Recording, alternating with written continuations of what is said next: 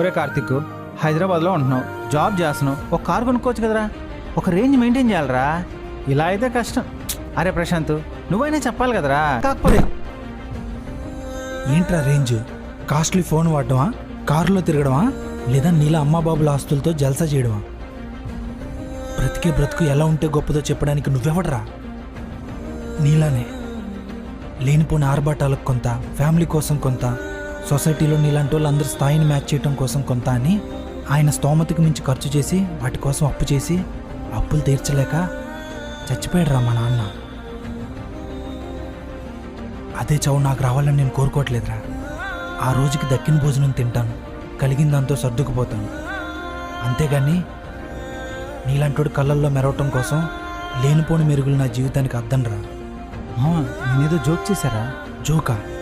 జోకారా అది? మనం వేసే ప్రతి జోకు అందరికీ నవ్వులు తెప్పించు.